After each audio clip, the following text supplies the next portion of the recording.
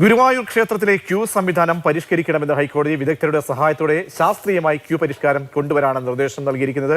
ബിനിൽ നൽകും വിവരങ്ങൾ. ബിനിൽ, ഇപ്പോഴത്തെ സംവിധാനം സംബന്ധിച്ച് എന്താണ് കോടതിക്ക് മനസ്സിലാകുന്നത്? അതിലെന്ത് പുനഃപരിശോധന വേണമെന്നാണ് കോടതി നിർദ്ദേശം നൽകിയിരിക്കുന്നത്?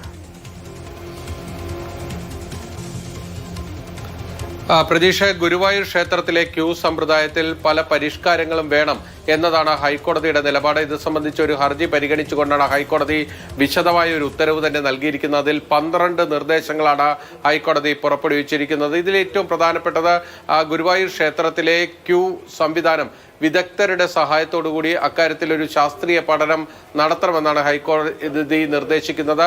ഉത്സവ സമയത്തും അല്ലാത്ത സാധാരണ ദിവസങ്ങളിലും ഈ ഗുരുവായൂർ ക്ഷേത്രത്തിൽ എത്ര ഭക്തർക്ക് ദർശനത്തിന് അവസരം കിട്ടും, അത് കൃത്യമായും ശാസ്ത്രീയമായും കണക്കിലെടുക്കണം. കാരണം ഗുരുവായൂരിലെ മറ്റ് ക്ഷേത്രങ്ങളിൽ നിന്ന് വ്യത്യസ്തമായ പല കാര്യങ്ങളുമുണ്ട്. അതായത് ആ ക്ഷേത്രം തുറന്ന് ശേഷം ഇടയ്ക്കിടയ്ക്ക് പല പൂജകൾക്കായിട്ട് ആ ക്ഷേത്രം അടയ്ക്കേണ്ടി വരും. അപ്പോൾ അതുകൊണ്ട് ആ സമയത്തൊന്നും ഭക്തർക്ക് ദർശനം അനുവദിക്കാൻ കഴിയില്ല. ശബരിമലയിലെ പോലെ 19 മണിക്കൂർ ദർശനമൊന്നും ഗുരുവായൂരിൽ സാധ്യമല്ല. അതുകൊണ്ട് തന്നെ ഓരോ ദിവസവും അവിടെ വരുന്ന തീർത്ഥാടകരുടെ എണ്ണം വർദ്ധിച്ചു വരികയാണ്. ആ ഒരു പശ്ചാത്തലത്തിൽ ശാസ്ത്രീയമായ പരിഷ്കരണത്തിന് കോടതി നിർദ്ദേശിക്കുന്നതിൽ ശ്രദ്ധിക്കേണ്ട ഒരു കാര്യം, ഈ ഗുരുവായൂർ ക്ഷേത്രത്തിലേക്ക് പ്രവേശിക്കാനും പുറത്തിറങ്ങാനും ഒരു വഴി മാത്രമാക്കുക എന്നതാണ് കോടതി പറയുന്നത്. ഇപ്പോൾ നമ്മൾ ഗുരുവായൂർ ക്ഷേത്രത്തിലേക്ക് പോയി കഴിഞ്ഞാൽ പല വഴികളിലൂടെ അകത്തേക്ക് കയറാനും അതോടൊപ്പം തന്നെ പല വഴികളിലൂടെ പുറത്തു വരാനും ഒക്കെ തന്നെ കഴിയും.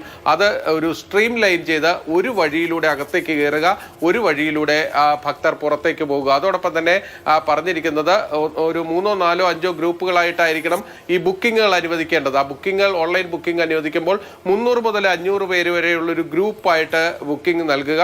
ആ ഓരോ ഗ്രൂപ്പിനെയും ഓരോ സമയം നിശ്ചയിച്ച് അവരെ കയറ്റിവിടുക. ആ രീതിയിലേക്കുള്ള ശാസ്ത്രീയമായ പരിഷ്കാരം ഈ ഗുരുവായൂർ ക്ഷേത്രത്തിന്റെ കാര്യത്തിൽ വേണമെന്നതാണ് കോടതി പറയുന്നത്. അതോടൊപ്പം തന്നെ റിയൽ ടൈമായിട്ട് അവിടുത്തെ ക്യൂ മാനേജ്മെന്റ് ഭക്തർക്ക് കാണാൻ കഴിയണം. അതിനുള്ള ഒരു അവസരം കൂടി ഒരുക്കണമെന്ന് കൂടി ഹൈക്കോടതി നിർദ്ദേശിക്കുക.